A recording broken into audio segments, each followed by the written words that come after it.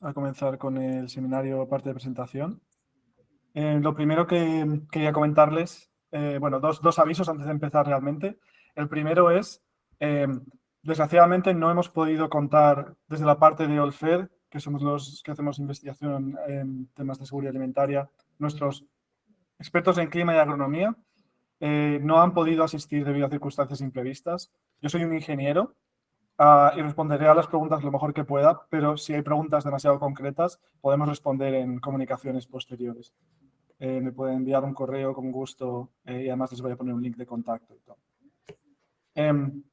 Bien, el segundo aviso es que vamos a hablar de temas que se salen un poco fuera de lo común dentro del que se trata del tema de seguridad alimentaria, pero que nosotros creemos que son importantes y me gustaría pedirles que se acerquen a la presentación con una mentalidad abierta al respecto de lo que vamos a hablar. Entonces, ya sin más, vamos a comenzar la presentación para este seminario de resiliencia agropecuaria, que se llama Enfrentando los escenarios de reducción abrupta de la luz solar. Aquí abajo tienen un link, que pone olfed.info/resiliencia agrícola 2024. Lo puede poner también Roberto en el chat. Allá pueden contactar conmigo, con las personas de Olfed para hacer cualquier consulta, para hacer cualquier conexión, cualquier, no sé, propuesta de colaboración. Nos puedes contactar. También mi email es juan@olfed.info. Pero bueno, igualmente nos pueden contactar por cualquier medio a su disposición. Nosotros estamos encantados. Y ya con eso comenzamos bien. Primero brevemente voy a decir cuál es nuestra misión de Olfed. Olfed es la Alliance to Feed the Earth in Disasters, que en español se puede traducir como la Alianza para Alimentar la Tierra en Desastres. Y nuestra misión es crear resiliencia ante las crisis alimentarias catastróficas mundiales. Nuestro lema y aspiración, es el que se muestra en pantalla, es alimentar a todos sin importar qué, sin importar el tipo de catástrofe que venga. Vamos a hacer primero brevemente una introducción durante la presentación. Lo primero vamos a hablar de un tema que es el que nos centramos en Olfed, que es el fallo catastrófico del sistema alimentario global. Y para ilustrar esto voy a hablar de la historia, de un precedente histórico de lo que estamos hablando, que es el año sin verano de 1816. Pongámonos, por ejemplo, en la situación de un campesino, granjero en Europa, por ejemplo. En el año 1816, el cielo se vuelve de color oscuro, los cultivos empiezan a fallar, no tiene muy bien claro por lo que está pasando, parece como un castigo divino, ¿no? Pero hoy en día sabemos qué es lo que le pasaba. Hoy en día sabemos que lo que ocurrió es que en la otra parte del mundo, en Indonesia, el volcán Tambora había provocado una gran cantidad de material aerosolado, de sulfatos que se habían quedado en la atmósfera y habían provocado que llegara menor luz solar, y eso es lo que provocó los fallos de cultivos y hambrunas a lo largo de muchas regiones globales, en lo que se llamó como el año sin verano. Este es el tipo de escenarios que estamos intentando prevenir, que tras escenarios como este haya un fallo catastrófico del sistema. Y ahora mismo pongo la definición en pantalla de lo que estamos hablando. Me refiero a un escenario de escasez extrema y generalizada del suministro de alimentos, que además supera la capacidad de los gobiernos nacionales, instituciones internacionales y sector privado para gestionarla por medios ordinarios, como por ejemplo a través de los stocks alimentarios. Y además se desencadena de forma abrupta, ya sea por un acontecimiento natural o humano excepcional, como una erupción volcánica o un ataque nuclear, o por una crisis sistémica más gradual. Este es el objeto de investigación que tenemos nosotros en Olfed. Cómo responder ante estas cosas.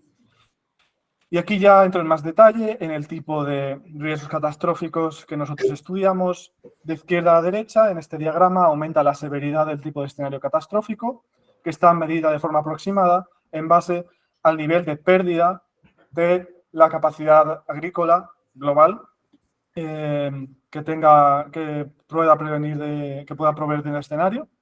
En los que está dentro de los cuadrados verde oscuros es lo que nos centramos dentro de Olfed concretamente. Intentamos encontrar soluciones para fallos catastróficos alimentarios globales que pueden prevenir por cambios climáticos abruptos, por eventos climáticos extremos, coincidentes, que provoquen un fallo en varias regiones productoras de granos. Luego también, entrando ya en escenarios catastróficos más extremos, tenemos una pérdida catastrófica de la infraestructura que puede provocarse, por ejemplo, por fallo de las infraestructuras críticas por un ciberataque coordinado o por pulsos electromagnéticos o por pandemias que provoquen fallos de infraestructura. Bueno, hay como diferentes mecanismos para esto, pero pues se perderían los insumos agrícolas, industriales, de los que dependimos hoy en día hasta cierto punto, y eso puede provocar fallos muy grandes y pérdidas de rendimiento muy grandes. Y después está, dentro de lo más extremo, los escenarios que son el objeto de la presentación de hoy, los escenarios de reducción abrupta de la luz solar, que pueden ser provocados por al menos 3 mecanismos, como el impacto de un asteroide, una erupción volcánica o una guerra nuclear.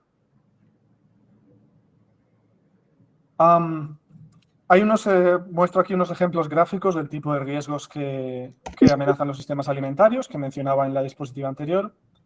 De hecho, según un estudio del gobierno del Reino Unido, un shock alimentario del 10% de la producción calórica global es extremadamente probable durante el siglo XXI. Ellos estiman una probabilidad del 80% de que esto ocurra, tan solo pensando en la probabilidad de que haya eventos climáticos coincidentes en varias regiones que provoquen este fallo. Y ya entrando más en el tema de la presentación, en los escenarios más extremos tenemos los escenarios de reducción abrupta de la luz solar, que solemos acronimizar como ERALS. Hablamos de catástrofes como una guerra nuclear, una erupción volcánica, que desencadenen un desmoronamiento de las condiciones medioambientales de las que depende la producción alimentaria global. La luz solar para la fotosíntesis, la temperatura, las precipitaciones, pudiendo reducir la producción global hasta un máximo de un 90%, es decir, reducirla hasta un 10% de lo que es ahora mismo. Y para responder a estos escenarios se necesita la capacidad de desplegar un conjunto de soluciones alimentarias resilientes que puedan contrarrestar la pérdida de los rendimientos agrícolas de los cultivos básicos, que es de lo que vamos a hablar también en la presentación. Vamos a utilizar el invierno nuclear como un escenario modelo de un ERALS, porque es sobre lo que más investigación hay. Primero vamos a hablar de la baja de temperaturas que se daría en un escenario de invierno nuclear de severidad extrema o de 150 teragramos, que es una manera de medir la severidad basada en la cantidad de material particulado que habría en la atmósfera, aunque vamos a entrar en esto más en detalle. Lo primero que vemos es que en un escenario extremo de invierno nuclear lo que habría es una gran bajada de las temperaturas. De hecho, aquí se puede mostrar en la línea blanca que ven dentro de la imagen, es donde empiezan las temperaturas bajo cero. Y todo por encima o por debajo de ellas quedaría en temperaturas bajo cero incluso en verano, que es gran parte del hemisferio norte, por ejemplo. Y zonas que ahora mismo son muy cultivadas. Mirando el mapa de precipitación y radiación solar, podemos ver de nuevo bajadas tremendas.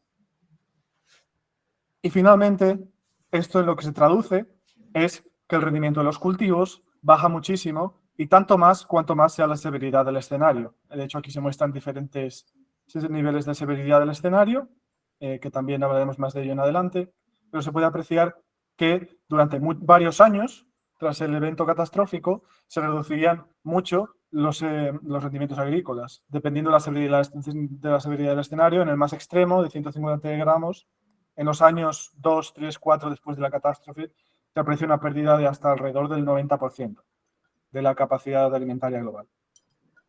Y en este escenario tan extremo, otros equipos, otros investigadores, sin una acción inmediata, han pronosticado una mortalidad de más del 75% de la población mundial. Y este es concretamente el tipo de escenario que nosotros estamos buscando crear resiliencia desde Olfed. Esa es hasta ahí la introducción. Ahora vamos a entrar más en detalle en las condiciones climáticas que caracterizan un escenario de reducción abrupta de la luz solar, mucho más en detalle en todo lo que acabamos de mencionar.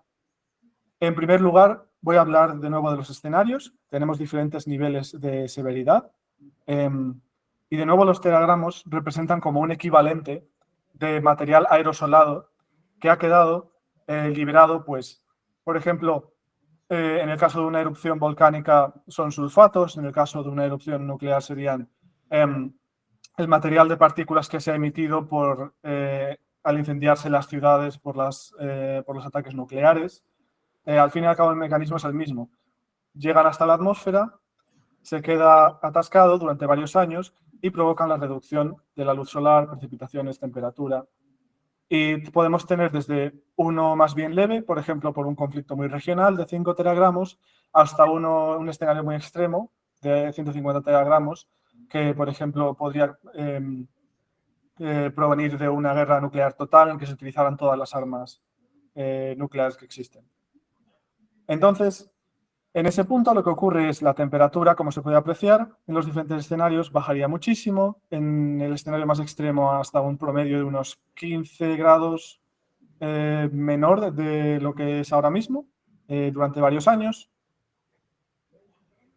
Por parte de las precipitaciones, una pérdida hasta el 68% de anomalía en comparación con los valores actuales. La precipitación sobre zonas de cultivo, concretamente. Y la irradiación sobre zonas de cultivo bajaría muchísimo, a niveles sin precedentes.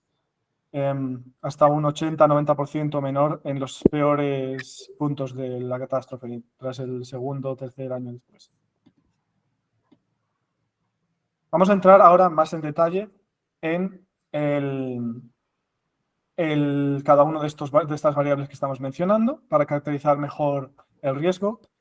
Aquí muestro los datos de irradiación solar concretamente para la zona de Argentina en un escenario extremo de 150 teragramos, que muestran que la irradiación solar se puede reducir a un tercio de lo normal, con mínimos de unos 25 vatios por metro cuadrado, que es muy poco en comparación. Ahora mismo tenemos unos promedios de entre 300 y 80, por así decirlo, en condiciones normales, dependiendo de la estación, de la estación que sea. También es de considerar que, aunque aquí no se muestra, la proporción de radiación ultravioleta B puede aumentar en un escenario de invierno nuclear, incluso significativamente, implicando que la radiación fotosintéticamente activa se redujese aún más de lo que vemos. Pero bueno, se aprecia efectivamente que caería muchísimo. Y también esto lo que provoca es pues, la reducción en las precipitaciones, en la temperatura. Primero vamos a entrar en las precipitaciones, porque yo sé que es un tema de especial interés para todos ustedes. Vamos a entrar mucho en detalle de lo que dicen los modelos matemáticos de un invierno nuclear. Tenemos aquí unos mapas de precipitaciones sacados de los estudios científicos, académicos sobre el tema, de las personas que han hecho modelado climático de estos escenarios. Tenemos de nuevo el escenario de 150 teragramos y los mapas globales muestran la anomalía de precipitación a nivel global en todas las regiones, en las que se aprecia enormes reducciones en muchas regiones, aquí en este color verde aguamarina oscuro. Y ahora vamos a hacer zoom para ver en más detalle cómo sería la situación concretamente en Argentina. Muestro aquí dos modelos diferentes que se han utilizado para modelar este escenario, modelos climáticos. Y en el siguiente mapa, que hace zoom en la región, se ve que, bueno, si bien los modelos existentes discrepan respecto de cuánto sería la anomalía de precipitación en Argentina, el modelo, el WACCM, que es más moderno, de última generación, análisis hecho en 2019, indica que la anomalía de las precipitaciones en Argentina no sería tan grave como en otros lugares, aunque de todos modos el país sí se estima que sufriría sequía. De nuevo en la siguiente vamos a hacer zoom, esta vez en la evolución de las precipitaciones a lo largo del tiempo durante el escenario catastrófico. Pero antes quiero aclarar, al comparar estos dos modelos se entiende que hay pues, una profunda incertidumbre en los modelos actuales, pues esto es un escenario que no ha ocurrido en la historia reciente y concretamente el invierno nuclear es uno que no se ha dado nunca. Y por tanto, pues no deberíamos confiar demasiado en los resultados de estos modelos, en los resultados de este mapa a nivel de país, pero igualmente son los mejores que tenemos y los más recientes parecen indicar que las sequías serían fuertes, pero no serían inauditas, incluso en un escenario de 150 teragramos en Argentina, al contrario de lo que sí serían en otras regiones. Pues entonces, haciendo zoom en la serie temporal, muestro aquí las precipitaciones sobre el tiempo en Argentina. Aquí es el punto en el cual empieza a verse en mitad del gráfico se puede apreciar el punto en el que empiezan las condiciones de catástrofe. Esta sería azul. Y se puede apreciar que en este escenario la lluvia se reduciría mucho en Argentina, se perderían hasta 1,5 a 2 milímetros de precipitación por día, con un promedio de 1,1 milímetros frente a 3 milímetros en las condiciones de referencia que tomamos. Y además la reducción de lluvia se vería acentuada en los periodos productivos de primavera-verano, lo cual sería problemático. Aunque bueno, estaría bien tener, por ejemplo, modelos de evapotranspiración para estos escenarios, porque ahora mismo los modelos que tenemos únicamente tratan los rendimientos y la combinación de todos los efectos de la reducción de temperatura, precipitación y radiación hace un poco difícil saber cuál sería el limitante para que crecieran las plantas en el escenario. Pero igualmente esto nos indica la bajada. Podemos apreciar la bajada clara de precipitaciones según los últimos modelos. Entrando más en detalle, estuvimos mirando las zonas más productivas de Argentina, norte y centro, y vemos que el patrón en las regiones productivas es similar, aunque algo mejor que para el país en general, con un promedio de 1,3 milímetros al día y con algo más de lluvia que para el promedio del país cuando la temperatura es más alta. Bueno, aquí simplemente muestro un gráfico de la anomalía de precipitación en condiciones normales, por así decirlo, o en condiciones recientes. Entonces el modelo predice que la anomalía de precipitación provocaría sequía inducida por el ERALS. Estaría, sí, un poco pues, fuera de lo normal, peor en algunos casos que los peores años de las últimas décadas.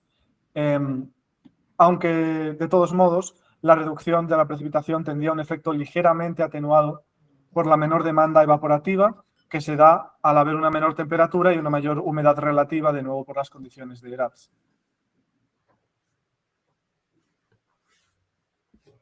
Vamos a entrar ahora en la anomalía de temperatura, que aquí se puede apreciar el mapa global. De nuevo, como digo, por encima de la latitud de 30 norte, se puede apreciar muchas zonas que estarían bajo cero incluso en los meses de verano. Y haciendo más zoom concretamente en Argentina, y además con la serie de temporal de los datos de los modelos climáticos se aprecia que en un invierno nuclear de 150 teragramos las temperaturas en verano serían comparables a las temperaturas que están en otoño o en invierno en las condiciones promedio normales recientes.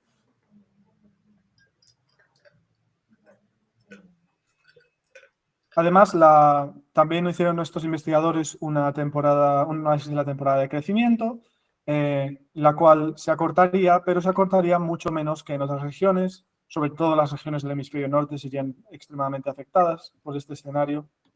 Este mapa muestra el primer año tras el evento. Y aquí vemos el patrón que hemos visto anteriormente y que vamos a seguir viendo. Y es que Argentina y otras zonas como Australia y Nueva Zelanda son particularmente resilientes a los cambios climáticos que se darían en este tipo de escenarios extremos, en estos escenarios de reducción abrupta de la luz solar. Haciendo más zoom dentro de la región de Sudamérica, vemos que en Argentina la temporada de crecimiento se acortaría, pero mucho menos que en otras regiones y no hay una tremendísima diferencia entre las condiciones base y después en un ERALS. Y bueno, pues poniendo todos estos parámetros juntos, estos investigadores hicieron un modelo de crecimiento de cultivos, de cómo cambiarían los rendimientos globalmente en este tipo de escenario. Y aquí muestro, por ejemplo, 3 severidades, desde la más ligera que modelaron, hasta la más severa, que son los de 150 teragramos, que además incluye el cese del intercambio comercial, que ellos asumieron seguiría a una guerra nuclear, lo cual también pues, cambia mucho el sistema de importaciones, exportaciones, pero bueno, en resumen, aquí lo que vemos, si nos centramos en la región de Sudamérica, Latinoamérica, Argentina, vemos que estaría en una bastante mejor situación, incluso en los escenarios más extremos, que la mayor parte del resto de los países. De hecho, en el caso en el que se mantuviera todo el sistema de ganado, de agricultura animal, Argentina seguiría pudiendo alimentar gran porcentaje de su población o cubrir gran parte de los requerimientos alimentarios. Y en el caso de que se eliminara la agricultura animal, la producción de carne y demás, que es gran consumidora de cultivos, pues se podría mantener la población estable. Y ahora vamos a entrar mucho más en detalle en este tema. Vamos a entrar a la parte 3 de la presentación, que es la reducción del riesgo. Y vamos a hablar de lo que podemos hacer para crear resiliencia y capacidad de preparación contra este tipo de escenarios, lo que estamos hablando, que es al final de en el tema en el que nos centramos en Alfed. Para reducir el riesgo se pueden, por ejemplo, establecer planes nacionales de contingencia e inversiones en preparación. Aquí se muestran, por ejemplo, dos informes que hizo Alfed, el de Argentina en colaboración con el Observatorio de Riesgos Catastróficos Globales, pues llamando a que se hicieran esos planes nacionales de contingencia contra estos escenarios y hablando del tipo de intervenciones de preparación y resiliencia que sería necesario establecer. A futuro también sería importante desarrollar planes de respuesta ante otros escenarios, como el de colapso de las infraestructuras críticas que mencionábamos al principio. Pero bueno, vamos a hablar concretamente de estos escenarios de reducción abrupta de la luz solar. En nuestros informes nosotros hemos recomendado varias intervenciones de respuesta. Primero vamos a hablar de las que tienen que ver con el suministro y la comunicación. Pues, por ejemplo, un programa efectivo de racionamiento que maximice la disponibilidad de alimentos, garantice el acceso a la población de forma controlada, un buen suministro del agua, gestión de comunicación para con la población, para que pues, se mantenga la serenidad, se pueda hacer una respuesta efectiva, y también una apertura comercial para que pues, el país pueda seguir recibiendo insumos agrícolas que necesite y exportando, por ejemplo, alimentos pues, debido a la gran capacidad de producción concretamente argentina que tiene, incluso en estos escenarios. Y pues los planes nacionales de contingencia que se hagan deberían incorporar medidas como esta. No deben solo enfocarse en la producción de alimentos resilientes, sino también incorporar intervenciones de gestión y distribución como estas. Creo que me falló aquí una diapositiva. Bueno, igualmente vamos a hablar de las intervenciones de alimentos resilientes más adelante. Estas son solo otras relacionadas. Muy brevemente hablo de nuevo de políticas públicas. Otras cosas a tener en cuenta son la importancia de las cadenas de suministro internacionales. Como ya dije, mantenerlas es crucial para la actividad económica, que se pueda producir y tener acceso a alimentos básicos.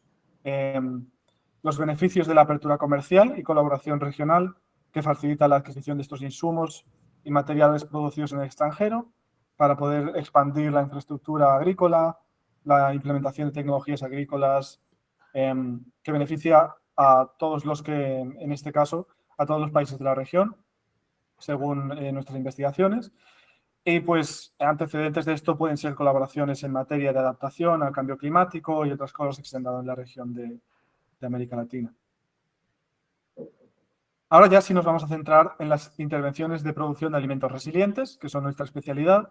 Estamos aquí hablando de recomendaciones de contingencia como intervenciones de redirección de alimento destinado a animales para uso humano y de la misma manera de los cultivos que se utilizan para biocombustibles en caso de una catástrofe tan severa como las que estamos hablando. De hecho, la redirección es fundamental para conservar eficientemente la producción, dejando de utilizar los cultivos con biocombustibles y alimento animal, producción de carne, mediante el cese de la crianza de los animales y mantenimiento o, de ser posible, aumento de la capacidad de sacrificio, que libera gran cantidad de alimento para uso humano. Racionamiento serviría para asegurar el abastecimiento de todos los grupos de la población, y intervenciones como adaptaciones a sistemas agrícolas para relocalización de cultivos tolerantes al frío, a la baja luz solar, invernaderos simples, adaptaciones en la acuicultura. De todo esto vamos a hablar en el resto de la presentación. Y son intervenciones, además, pensadas para escenarios de larga duración, como este que hablamos, que pueden durar varios años. Y muchas de ellas pues, requieren un nivel de inversión de capital alto que solo se justifica en estos escenarios. Por eso estamos hablando de que son intervenciones para un plan de contingencia, para desplegar tras un escenario catastrófico como el que estamos mencionando. Pero aún así es necesario pues, establecer la capacidad de hacerlo antes de que ocurra. Pues es fundamental tener una cartera diversa de soluciones alimentarias resilientes, de las que hemos ido mencionando, para que la respuesta se adecue al tipo de escenario catastrófico del que hablamos, incluso aunque sea un escenario de reducción abrupta de la luz solar, y se adapte a las diferentes regiones y situaciones del mundo, que es para lo que es necesario pues, un plan de preparación. Y pues aquí se muestran algunos de los escenarios, perdón, de los alimentos que son concretamente resilientes contra un escenario de reducción abrupta de la luz solar, que vamos a entrar en más detalle. Primero hablamos de intervenciones agrícolas, que podría ser pues, la relocalización de cultivos tolerantes a las bajas temperaturas, como la colza, cebada, trigo, la papa. Estos cultivos se podrían relocalizar de las zonas en las que más se cultivan actualmente, bueno, ahora mismo se cultiva mucho en el hemisferio norte, a zonas donde podrían crecer tras la catástrofe, como en Argentina. Bueno, esto podría ser un enorme esfuerzo logístico, pudiendo requerir cooperación internacional en tiempos de crisis, pero igualmente hay producción de estos alimentos en Argentina e incluso al ser un país tan grande se puede mover dentro del propio país. Otros países que no los cultivan se necesitarían cooperación internacional, pero bueno. También los invernaderos simples, que son pues poco más que unos postes con capas de plástico, como ustedes saben, se pueden aumentar para aumentar el rendimiento, permitir que la cosecha en zonas en las que el clima se volvería de otro modo demasiado inhóspito para el cultivo, en un escenario de reducción abrupta de la luz solar. Aquí muestro un trabajo en progreso que estamos haciendo en Olfed. Estamos haciendo un modelo de relocalización de cultivos utilizando estos cultivos resilientes. Se lo muestro de nuevo. Esto es todo está en desarrollo, no es un resultado final, pero bueno, nos va dando algunas indicaciones de que en un escenario catastrófico extremo de 150 teragramos, comparación con las estimaciones de base, se nota que el modelo predice que en algunas zonas todavía se podría cultivar, por ejemplo, el trigo, esto es para el trigo concretamente, en cantidades similares al promedio actual, sobre todo en esta parte productiva del país, pues se aprecia en general la pérdida de rendimiento, ¿no?, de la región entera y de Argentina en comparación con las estimaciones base, con el baseline, pero aún así se puede cultivar trigo en cantidades notables. Similarmente, estos son los resultados para el aceite de colza o canola. Considerando solo zonas donde ya se cultiva el alimento, se puede apreciar que la colza pues, todavía podría cultivarse en Argentina, pese al fracaso generalizado de los cultivos de colza en el hemisferio norte. Donde se aprecia aquí este color negro gris oscuro, allí es donde el rendimiento en un escenario de 150 teragramos sería nulo. Donde ahora se cultiva en grandes cantidades, dejaría de funcionar. Mientras que, por ejemplo, en Argentina seguiría pudiéndose producir en cantidades significativas. Y en otras regiones más o menos resilientes, como por ejemplo Australia. También otro alimento resiliente que les quería mencionar más en detalle, pues el cultivo de algas marinas. Aquí este mapa muestra cómo crecerían las algas en todo el mundo bajo el tipo de condiciones que se darían en un escenario de reducción abrupta de la luz solar. El interés de las algas como alimento pues es que crecen muy rápido, del 3 a 20% en masa por día, lo cual resulta en un crecimiento exponencial en ausencia de limitaciones de nutrientes, claro. Requieren poca luz solar, ninguna cantidad de agua dulce y son pues, en general más resistentes que los cultivos terrestres a las plagas. Por eso son interesantes. En el mapa se puede apreciar que bueno, en Argentina no hay un potencial enorme, este clúster 3, que es donde está el color verde más oscuro, es donde mejor capacidad de producción hay. Entonces, otros países de la región sí podrían producirlas. El potencial en Argentina es más bajo, pero bueno, siguen siendo un alimento industrial, perdón, un alimento resiliente muy importante para la respuesta a este tipo de escenarios. Sí, bueno, y brevemente se muestra lo que llamamos la velocidad de despliegue de estas algas, que podrían producir en muy poco tiempo, en menos de un año, una cantidad de alimento equivalente como al 40-45% de los requerimientos calóricos globales actuales de la población en apenas 12 meses. Y bueno, hemos tratado muchos temas, no quiero detenerme mucho más en esto. Esta ha sido la presentación inicial que les quería hacer. Y antes de empezar la parte más interactiva, me gustaría darles la oportunidad de que hagan las preguntas que ustedes quieran y consideren importantes. Y muchas gracias por su atención, por supuesto. Muchas gracias, Juan. Entonces, vamos a dar paso a la ronda de preguntas. Luciana, por favor. ¿Está muteada? No se le oye. Ahí estoy, perdón. Gracias por el seminario, muy interesante. Mi pregunta iba, bueno, una nota de color es que ante semejante catástrofe, que sería un invierno nuclear, saldríamos favorecidos, pareciera el panorama argentino. Pero la pregunta mía es, ¿a qué creen que se debe esa mayor resiliencia que ustedes observan en lo que es el hemisferio sur? Sí, hay una respuesta para esto y ojalá de nuevo estuvieran aquí mis compañeros que son expertos en climatología. Si no me equivoco, la respuesta a eso es que tiene que ver con el océano y cómo la atmósfera distribuye estas anomalías. En general, todos los modelos de estos escenarios de reducción de la luz solar indican que efectivamente el hemisferio sur en general estaría menos afectado y sobre todo zonas como Argentina, Australia, Oceanía y demás. Le puedo, si quiere, enviar la respuesta después de la presentación, más concretamente, porque ahora mismo se me ha ido de la cabeza. Pero efectivamente es algo que, y además, si no me equivoco, también se ha visto en las evidencias históricas de escenarios pasados, como por ejemplo del invierno volcánico de Tambora y demás. El hemisferio sur en general sería menos afectado por este tipo de anomalías. ¿Puedes ir apuntando, Roberto, las preguntas Sí. para que tengamos que responder después? Sí, acá las estoy apuntando. Mariana. Muy bien. Muchas gracias. Sí. Sí, perdón, Juan.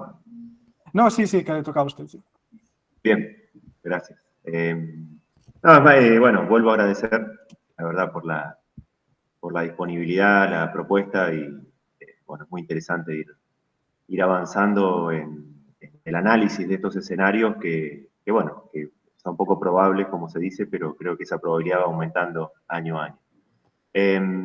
La consulta va relacionada con un dato que brindaron al inicio de la presentación, donde dicen que hay un 80% de probabilidad de ocurrencia de una pérdida de más del 10% del alimento a nivel mundial.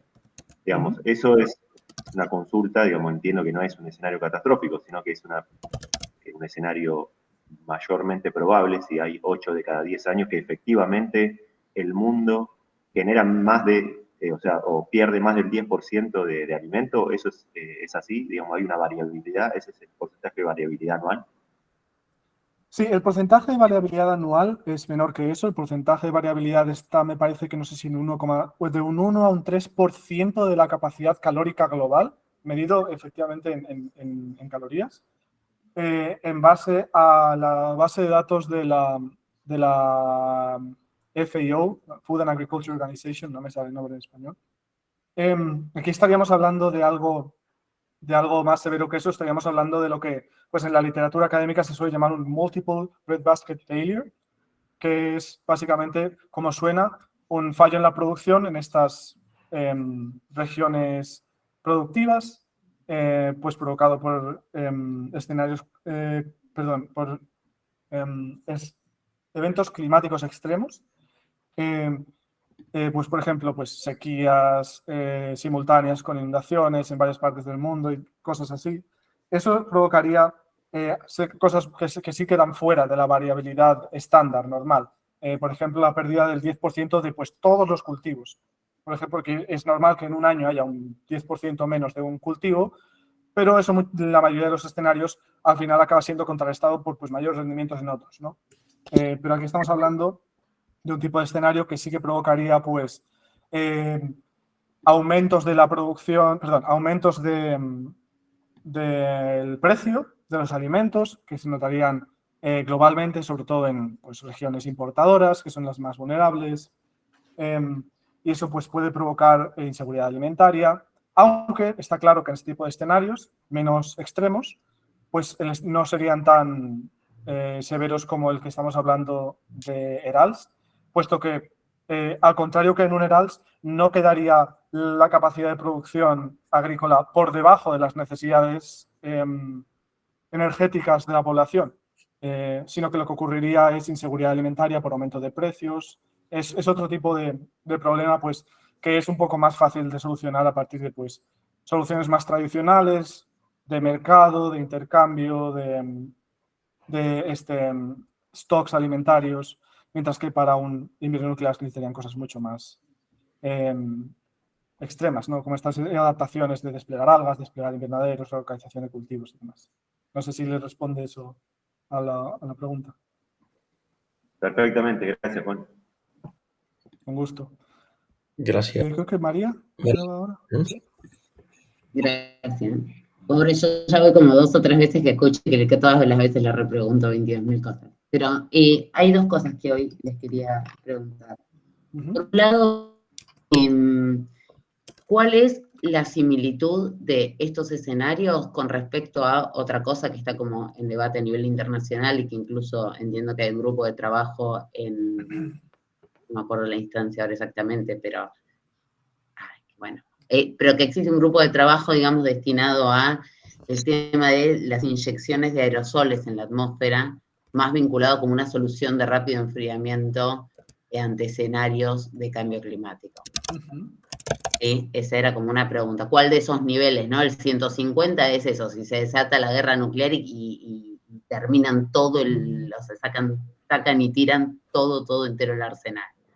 Bueno, ¿cuál escenario sería el vinculado a una situación así? Es una pregunta. Y por el otro, una cuestión que me surge es que ustedes ponían como, digamos, recomendaciones de gestión de riesgo el tema de las políticas públicas. Y la pregunta es también si han trabajado como una fase, yo soy geógrafa y la geografía es una ciencia social, y yo me imagino que si tiran todo el arsenal nuclear a nivel mundial, también hay proyecciones, digamos, de índole o geopolítica, de comportamiento social, o sea, me cuesta como dejar por fuera esa variable para después, digamos, que una respuesta sea como ordenada según los sistemas sociales y políticos que conocemos actualmente en un escenario donde sacaron todo el arsenal nuclear y lo quemaron todo. O sea, las instancias, digamos, de diálogo internacional ya no existen un montón de cosas, digamos. Bueno, eso, a ver si socialmente o políticamente había también proyecciones de este tipo y qué indicaban, o para ver si se puede pensar en políticas públicas tal cual como las conocemos. Muy buenísimas preguntas, efectivamente. A la primera, sobre la similitud con los sistemas de Solar Radiation Management, lo que realmente creo que la pregunta es no lo sé y creo que no lo sabe nadie, porque básicamente lo que se está preguntando es hasta qué punto podría salir mal eso si se hiciera de la gestión de radiación solar. Creo que en general es extremadamente improbable que saliera tan mal como para llegar a acercarse a los escenarios más extremos de invierno nuclear. Quizás se asemejaría más a los escenarios de entre 5 y 30 teragramos que mostrábamos en la pantalla, así aventurando un guess, ¿no? Como se suele decir, pero sin saber mucho. De todos modos, esos escenarios creo que lo que harían sí sería algo similar a lo que estamos hablando aquí. por ejemplo, bajaría la irradiación solar, bajaría la temperatura, no sé cómo afectaría las precipitaciones, no sé si sería similar, pero bueno, pues las intervenciones que se podrían aplicar probablemente serían similares a las que estamos hablando aquí, con lo cual es un riesgo que también está un poco pues abordado por el tipo de intervenciones físicas que estamos comentando. Pero como ya digo, pues hay mucha incertidumbre ahí de cómo de mal pueden salir esas cosas. Respecto a la segunda pregunta, diría que estoy de acuerdo y que, pues, de hecho, nuestras investigaciones, cuanto más avanzamos en el tema, más muestran que, pues, tener un sistema de intercambio y un cierto nivel de coordinación tras una catástrofe así sería básicamente lo que más vidas podría llegar a salvar y lo que más inseguridad alimentaria podría llegar a evitar. Y desde hace unos pocos años, ahora que ya tenemos pues, una mucha mejor idea de qué tipo de intervenciones físicamente funcionarían, estamos mucho más centrándonos en la parte más social, más económica, más política de una respuesta a esta catástrofe y de pues, cómo se podría abordar para precisamente centrarnos en cómo hacemos que sea más posible que tengan éxito estas intervenciones que estamos aquí mencionando.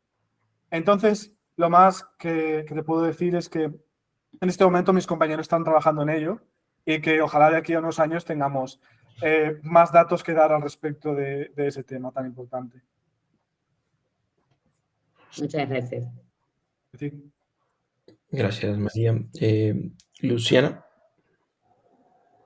Sí, mi otra pregunta era, en esas propuestas que ustedes plantean, hablan de estos modelos de relocalización de cultivos.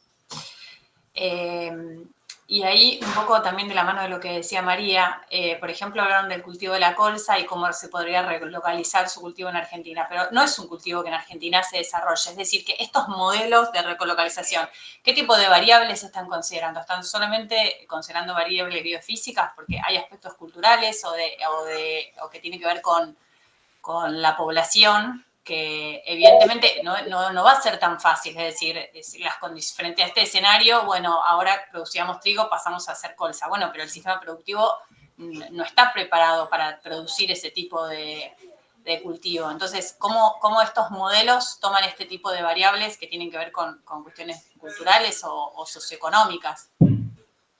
Sí, efectivamente, los modelos no consideran ese tipo de variables. Estos modelos, como ya he mostrado, incluso en la parte en la que comparaba dos modelos que como que variaban mucho, de uno más viejo a uno más nuevo, están, por así decirlo, en sus primeros pasos. Son solo modelos biofísicos de rendimiento agrícola y efectivamente, como usted dice, el cultivo de colza es muy menor, una producción muy pequeña en Argentina y el sistema no está preparado en el momento para pasar muy rápidamente de los cultivos básicos que se cultivan ahora por ejemplo, la soja, que no tendría tanto rendimiento en estos escenarios, a el de colza. Y este es el tipo precisamente de cosas que nosotros estamos avisando de que se deberían incorporar en un plan de contingencia para poder proceder con una respuesta efectiva en este tipo de escenarios. Pero sí, pues los modelos realmente ahora mismo son unos modelos de rendimiento, unos modelos de cultivo bastante, bueno, dentro de lo que cabe, relativamente simples en cuanto a las variables que tratan.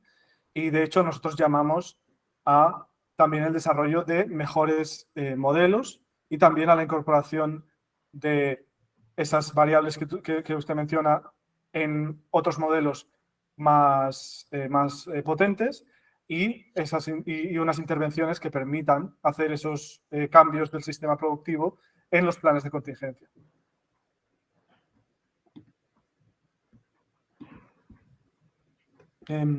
Y no sé si tenemos alguna pregunta más. Ahora íbamos a proceder a un pequeño descanso para, pues, antes de empezar a pasar a la parte más interactiva. No sé si hay alguna pregunta antes del descanso, ¿no? Si no, de todas maneras, cualquier pregunta la pueden mandar por email o me pueden contactar en el link que dije, como ustedes gusten. Vale, por el momento no hay más manos levantadas. Muy bien. Pues entonces, sin más, podemos pasar al descanso en punto. Entonces es cuando vamos a empezar la siguiente parte de la actividad, en unos 6 o 7 minutos. Así que entonces en breve continuaremos con todo esto. Así que ahora nos vemos de nuevo. Nos vemos a las 11 hora argentina. Vale.